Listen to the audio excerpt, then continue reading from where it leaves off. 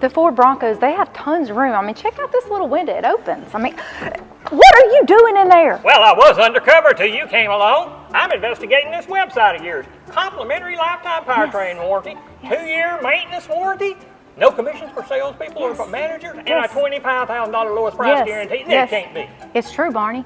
Guys, make the short drive to North Country Ford in Arab or Jasper, Alabama, where I promise you'll be glad you did. I'll see you soon.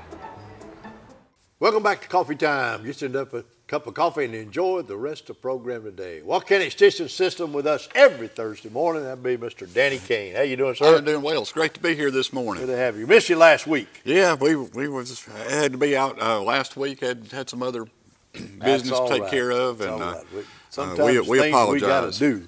That's right. Sometimes what's the old well, commercial it's said? AEA week too. We had a lot of things going on. Well, that's right too. But anyway, what's staying going on busy. In the extension office? I tell you, it's busy time of the year. You know, we've got this. This never-ending. I call it the weather roller coaster. And we are certainly in the throngs of that. From 30 degrees to almost 80 in just a couple of days. What we had last week, and now hopefully we're getting a little rainfall kind of move in for a day or two. We were very dry. I think that's on our schedule for a couple of days. Yes, almost drought conditions, and especially in other parts of the state. South or southwest Alabama is in pretty severe need of rainfall. But so hopefully that will alleviate some of those conditions. And now if we just figure out something to do with this pine tree pollen that's giving me that fits, will get us all. It's, all that yellow stuff is fixing to fall. That's right. It's here. But it's just those annual things I tell people. It's the just the price of living in paradise. That's exactly right.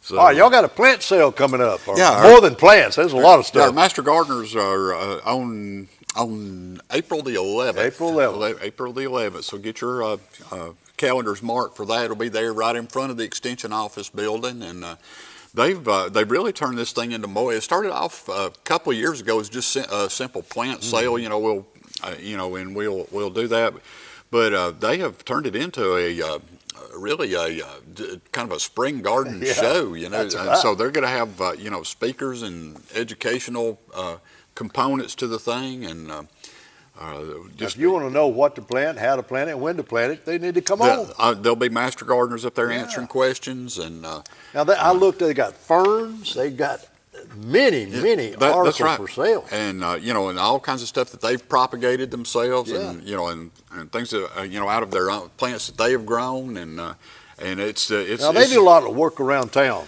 Oh, they're a wonderful group, and for those that are not familiar with our Master Gardener program, they get a 13-session educational program on just all aspects of home horticulture, from turf grasses, fruit trees, annuals and perennials, fertilizers and lime, and soil science, and disease and insects, and all kind of pet. I mean, it's a wonderful course. Then at the end of that, before they actually get certified as Alabama Master Gardeners, we require them to do volunteer service hours. So each person that goes through that class is asked to do 50 hours of volunteer service over the next year, and so they're very much in tune with community projects. Many of them are working through our school systems, doing raised bed type programs. There's a few of them working a couple of projects with the local churches as far as helping out with their plants and landscapes and things like that, and and just lots and lots of other projects they have going on. Even after they graduate, they have an association meeting, our Walker County Master Gardener Association, and they meet in the office every fourth Tuesday, and so I like to go there just to hear about all the projects that they're working on and to hear the updates and things. So, but I'll mark your calendar now for April 11th. April the 11th. What time it start? But they'll be starting bright and early, about by 8 o'clock 8 anyway. a.m., yes. So we'll So they'll be up there ready to go. We're in fact is we're done getting stuff in the office, getting ready for everything. It'll be good. We'll keep talking about it next week. So we appreciate you mentioning that. But come out and support us. If you have questions about it, or any specifics, you can give us a call at the extension office, and we'll be glad to answer those questions. What we got on schedule today? Yeah, I got to talk. Time of the year. Here we are, and it's hard to believe we're already really not even early spring anymore. It's that's right. We're headed into at least middle spring. So one thing this time of the year that always makes me look forward to spring every year come around are our azaleas that are in bloom right now. Wow. And if you get a chance, right around town, wherever your community is, right around, take a look at all the azaleas that are in bloom, and they're very, very impressive right now. So I thought we'd spend a few minutes talking about azaleas, and of course this is why we grow them. This is a typical azalea bloom, and there are so many cultivars now. Can't even start to talk about all the cultivars.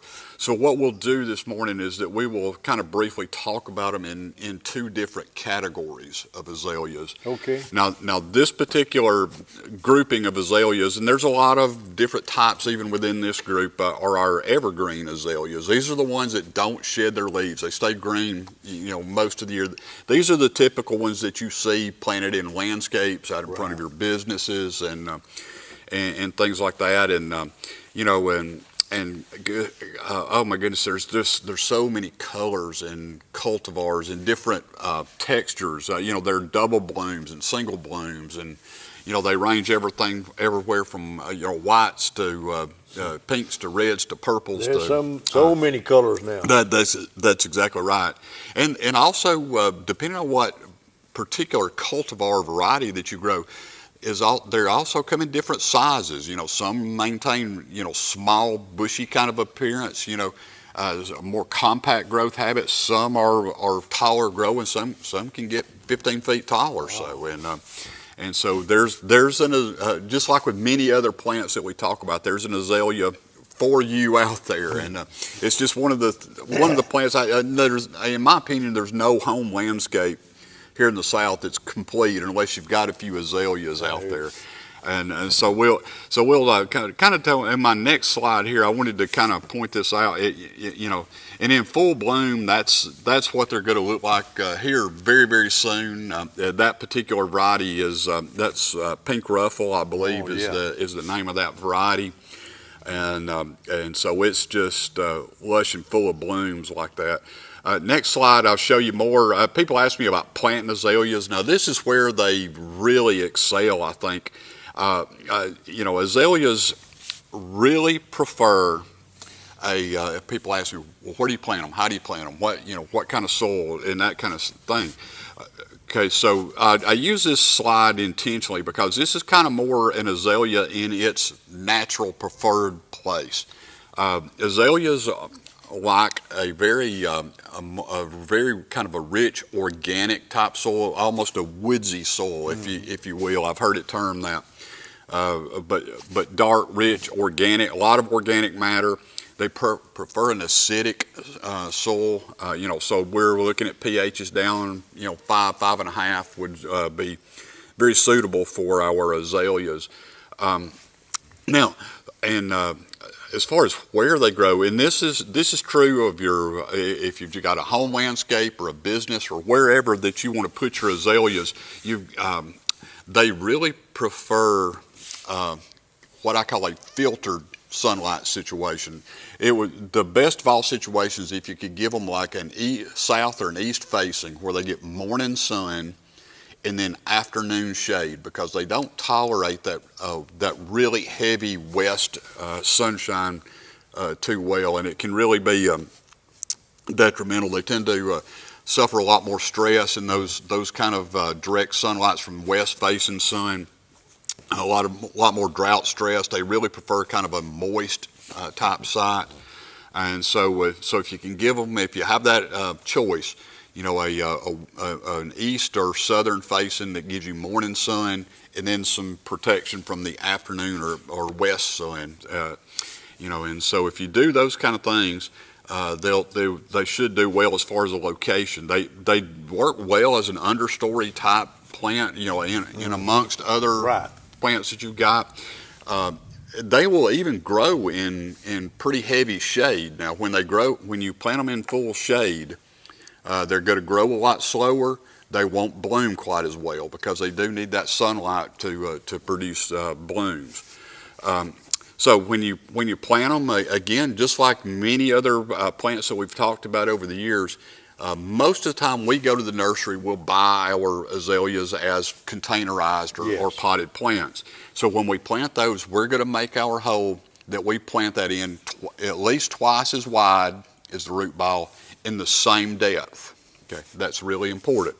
If you plant them too deeply, those roots are going to suffocate. Your plants are going to be under stress, and they're going to be likely not to survive. So plant them at the same depth they come in a hole that's twice as wide as what they were growing in, whatever size you buy them in.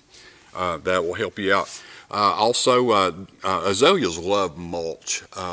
So mulch over the top, that gives some protection from that sun on that new root system. Mm-hmm. It gives them just buffer from the outdoor atmosphere. It also helps to hold in moisture in the ground. So it kind of helps preserve that soil moisture when we get to the drier parts of the year. So now, if we get dry later on in the summer, do we water? Absolutely. In extended dry periods, especially the year that you plant your azalea. First year. Established ones, you know, the need is not that great. It's still probably not a bad idea, but certainly that first year, when we get to these hot, dry periods, to go ahead and supplemental water them a little bit. But certainly a layer of mulch, you know, pine straw works extremely well for azaleas. But also shredded pine bark. You can use nuggets. I'm not real fond of the pine bark nuggets because they're so light they tend to wash away and move around and things like that. But shredded pine bark works really good. And like I said, pine straw is that's my go-to mulch. I use it around everything, including my garden plants. Okay. So we've certainly got a lot of pine trees around here, so it's readily available. True. You don't have to buy the pre-bale clean, you know, pine straw at a nursery or something. You know, mine. I just rake mine right out of the woods, and I use that, and it works really well. So there's some tips on planting your azalea. Fertilization. And we're going to talk about, we're going to talk about maintenance, and then I want to look at a couple of other types of azaleas here real quick. Now, everybody asks about pruning azaleas, and here, you know, this is kind of I love these kind of questions because this is a no-lose way to answer one of these questions, okay? So azaleas are a group of plants, you really don't have to prune them in order to get blooms. So they'll be fine whether you prune them or whether you don't prune them. Okay. There are some really important reasons why we would go ahead and prune our azaleas. If they have suffered any kind of limb damage, breakages, you know, that kind of stuff, any disease or insect problems, that needs to be pruned out. Sometimes they just kind of overgrow a little bit, get a little scraggly, we want to bring that back in, and that's fine. We can prune. They will tolerate pruning real well. And now we prune them. Azaleas are early blooming, so we prune them in the spring after they bloom. So as soon as they finish blooming, we're going to come in if we need to and give them a prune, just a little touch-up pruning. What we don't want to do with our azaleas is what I call the buzz cut. We don't want to shear them, you know, off because that just kind of ruins their natural form, right. Which is one of the reasons why we plant them. Also, when you're in there pruning, then that period in spring after they bloom is when we fertilize our azaleas. And you can fertilize them with really just a balanced fertilizer, an 888 type fertilizer. There are some specialty fertilizers for azalea, camellia, blueberries. And by the way, blueberries are very closely related. They're in the same plant family as our azaleas. And so they make some specialty fertilizers for those particular plants that makes acid as it breaks down in the soil. It creates a more acidic environment. You can also, for my organic folks out there who likes to use organic fertilizers, you can use cottonseed meal. And so if you're going to use cottonseed meal, the other fertilizers we recommend fertilizing according to soil test result because all the soils are kind of different. So for those, I would recommend follow your soil test guidelines. If you use the cottonseed meal, the organic fertilizer, and you can get that down at anywhere you buy basically animal feed is what we use it for. We put it in animal rashes, cattle and such as that. But it also makes good fertilizer for these acid-loving plants. But for smaller azaleas, you can use about a cup broadcast around each plant. If they're larger azaleas, some of those bigger ones that I talked about, you can use about 2 cups per plant, and like I said, just you scatter that around about the drip line. Then you remulch over the top. It's good idea on your azaleas and roses and things like that. Change out that mulch, because that's where your diseases and things like that tend to start to build up.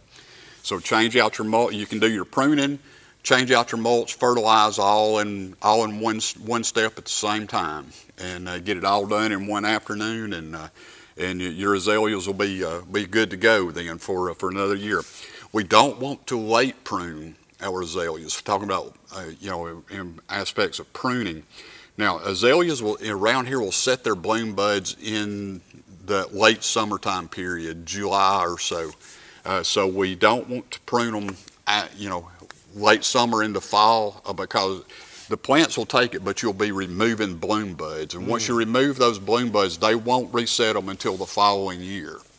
So you'll lose a year of blooms by pruning them at the wrong time. Okay. So early, late winter, early spring. Well, not late winter. You wait until they finish blooming. Okay. When the blooms start to dry up and drop off, then that'll be very obvious. It'll look like it snowed underneath your azaleas.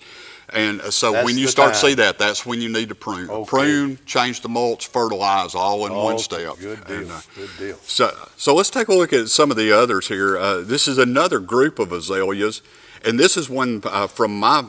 This is in my front yard right here, and it's one of my favorites.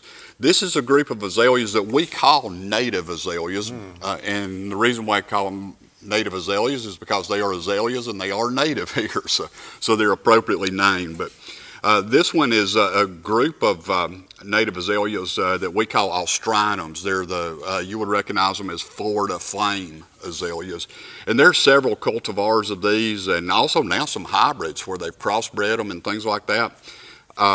And so this is one that I have in my yard. There are many out there, and they're starting to grow in popularity. A lot more people are growing these azaleas. Now, these are deciduous azaleas. They shed their leaves during the winter time. Okay, so what happens then about this time of the year, I took this picture this week. This is what my azalea looks like this week. This time of the year, they'll put those blooms on. They'll finish blooming. Once they finish blooming, then they put their foliage on. So the leaves will come after the bloom, and they'll stay in foliage all the way until we get cold weather. Then they'll shed off, just like your oak trees and maple trees and hickory trees and things like that. And here's there's different groups also of these native azaleas that are not the Austriniums. They're different genus, if you will, or species. Now here's a shot that this is kind of where they come into this is why we love them, because look at that diversity in there, from the colors, the textures and things. I was lucky enough to go a couple of years back now over to Ireland, and that's where this picture came from. This is something that they grow. They landscape entire botanical gardens with their native azaleas over there, but we can grow many of these varieties here as well. But I just thought that was a really good use of those. With those color patterns, you got the reds, the oranges, yellows, and all kind of combinations in there. And I think we got one or two more pictures there. This is another shot, some yellows and orange. All of these varieties that they use over there, we can actually grow these here. Now, for our native azaleas, for most of us, we buy them in the nursery, potted up and that kind of thing. We don't go to the woods and dig native azaleas, because for a number of reasons. Number one, they're very tough to transplant like that. They probably won't survive anyway. And that's happened so much over the years that truly the native azaleas out in the woods are starting to get fewer and farther between, because people go in and dig. So you can also, especially with the Australians, the Florida ones, those orange ones, you can do some cuttings on those. It's not as easy as some of the other types of plants with cuttings, but you can do those. You can air layer them, but a lot of times with these tougher type native azaleas, seed propagation is one of the main ways to collect seed and plant. Now you got booklets on this. You got literature. I absolutely do. We got information on both native azaleas, the evergreen azaleas, and before we go, in just a couple seconds, we got about 2 more pictures I wanted to take a look at real quick. Some very common azalea problems that you're going to see about this time of the year. Number one is this is called azalea lacebug, and they live underneath the azalea leaves. And if in the next slide, a lot of times they'll just be coated in the entire underside.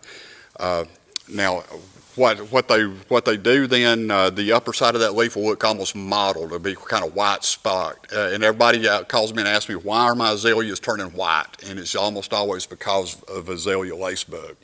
Now this right here, this is called azalea leaf gall, and it's a fungal type problem that causes these thickening, leathery, gall-looking things, usually on the leaves, sometimes on the branch.